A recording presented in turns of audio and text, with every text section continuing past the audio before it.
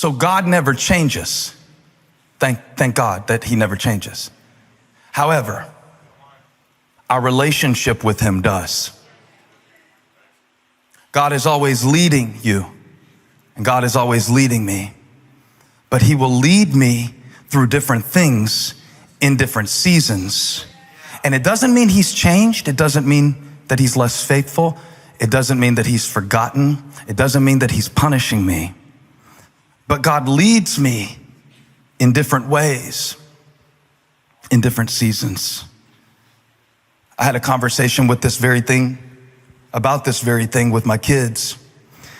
I haven't had this conversation with Abbey yet because it's a conversation that I had with Elijah when he became a teenager and Graham when he became a teenager, and I'll have it with Abbey here soon as well, so you can get it early.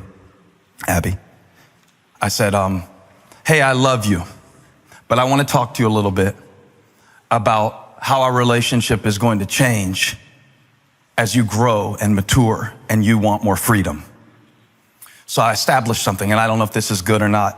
Maybe I can improve it before I get it to Abbey, and I can practice on the boys and then get it right on her. They already pick on me that she gets all of the benefits of my inexperience being worked out on them, and now I am a much better dad for her. But this is what I said, and y'all tell me if you think this is good or not.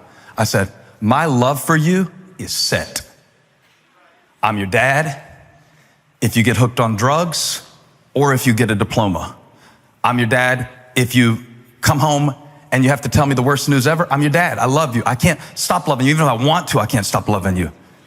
It's like sometimes I try to not love you and it just boomerangs back. So that is set. And if there is a level of my love for you, it's like level 11. It's not even 10. It's like level 11. I love you. I love you more than I should love you. That's why sometimes I don't even see things that are wrong with you because I love you too much to see it. And that's why sometimes you get on my last nerve because I love you so much.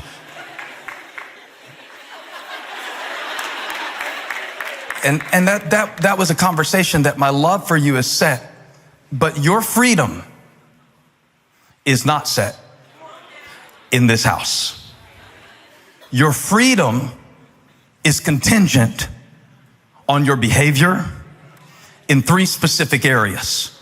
And I'm making all this up the first time when I gave it to Elijah, and I had it better when I got to Graham. I'll get it better when I get to Abbey.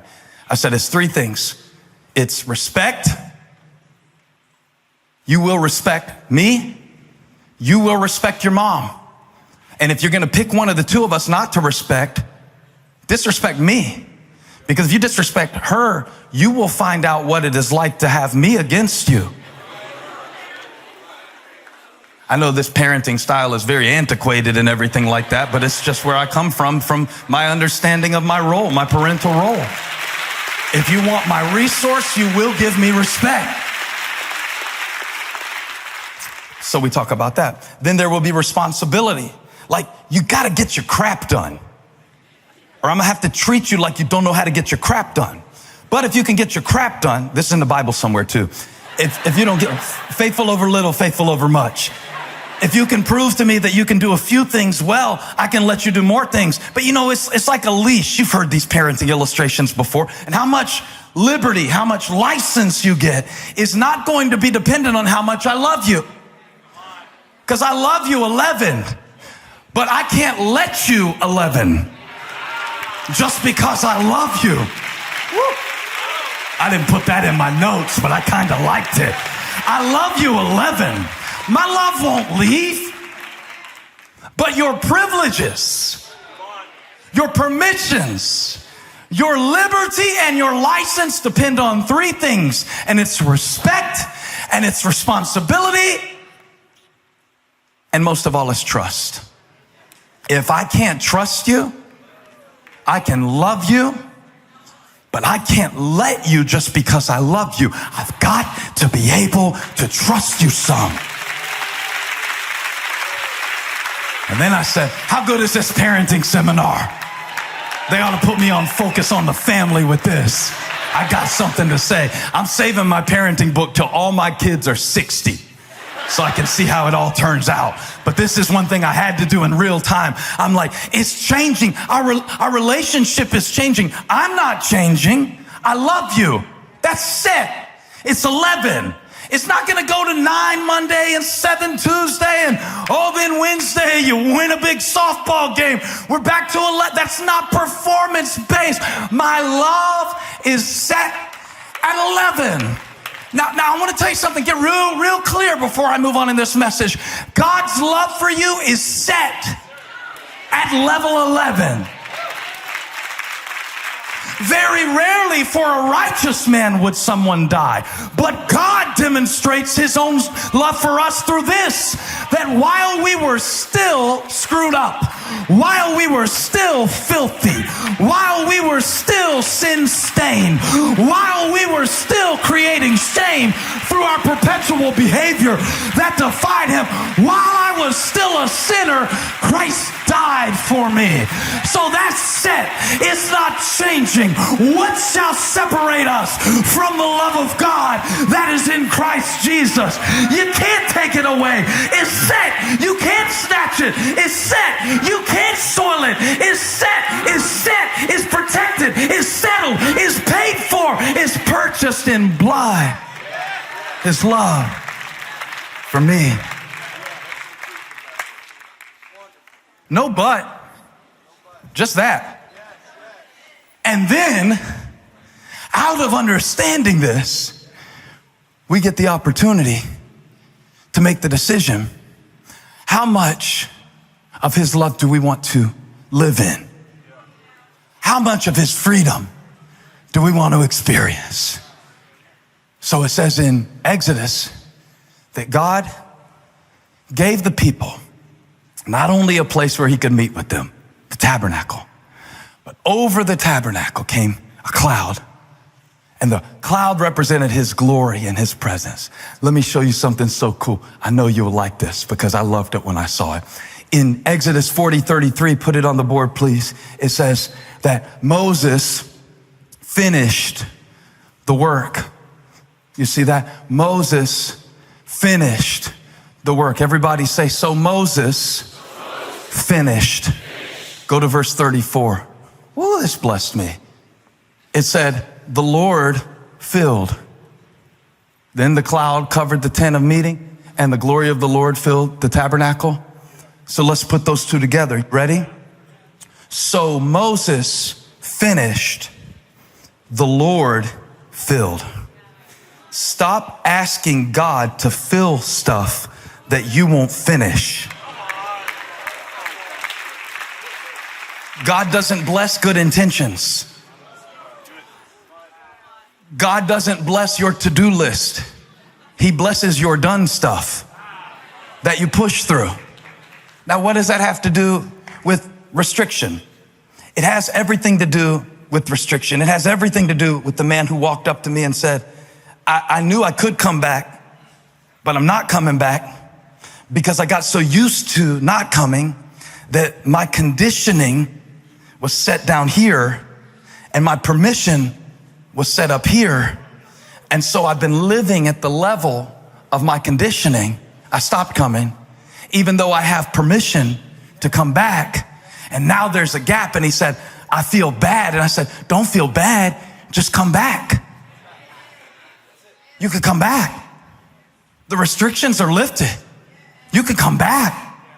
Come on back Sunday. I'll look for you. And I want to tell you, he was here.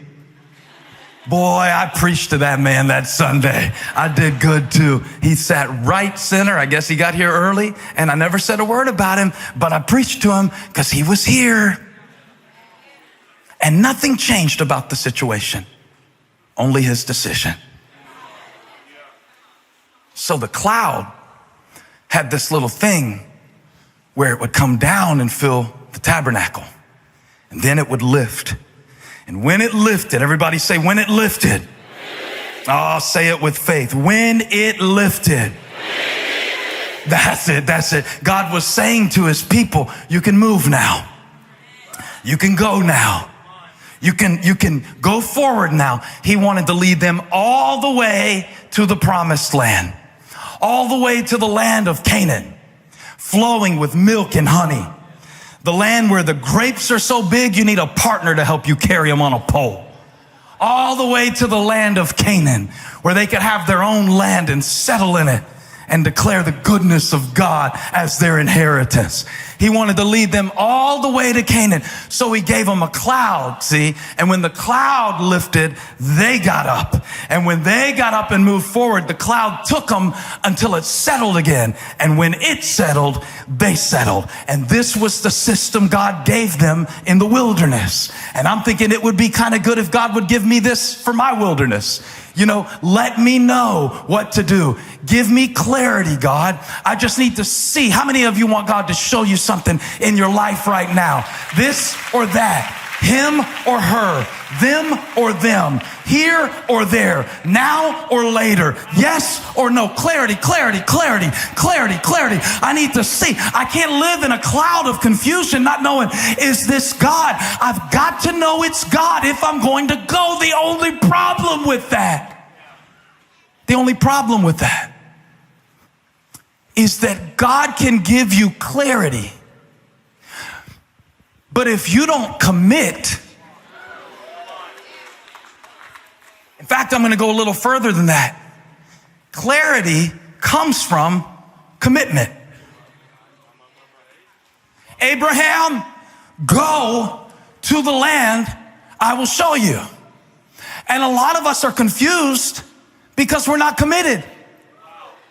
We haven't really decided to serve God with our whole heart. So now we're asking God, oh, show me. I want one of those clouds, Lord. I want one of those clouds to lead me into a new career. I want one of those clouds to show me, God. Give me one of those clouds like Moses had. Moses had a cloud, God. Give me a cloud and lead me. What good would it do? The cloud led them around and around and around and around in the wilderness, because when it finally got them to Canaan, they didn't have the courage to go in and conquer it. Did you hear what I said? God gave them clarity. Okay, this is what I want you to do. This is where I want you to go. Here is who I've called you to be. This is what I want to give to you. They had clarity, but they didn't have the courage to act on the clarity that God gave them. So we keep saying, God, I need more information. God, I need more knowledge. We don't need knowledge. We need commitment. Because the moment you decide, I'm going to be free, God will show you where the keys are. The moment you decide, not just dabble, not just test it, not just sometimes, not just once every 3 weeks, not just when you hear a sermon get fired up. The moment you commit to it, God will give you clarity, but clarity comes with commitment. The moment you decide, I'm going to be a better husband, God will show you how to be a better husband. The moment you decide, I am not going to keep running to these drugs anymore, God will show you who to talk to that can help you make different decisions. The moment you decide, the moment you commit, and the moment that you step is the moment that you're strengthened.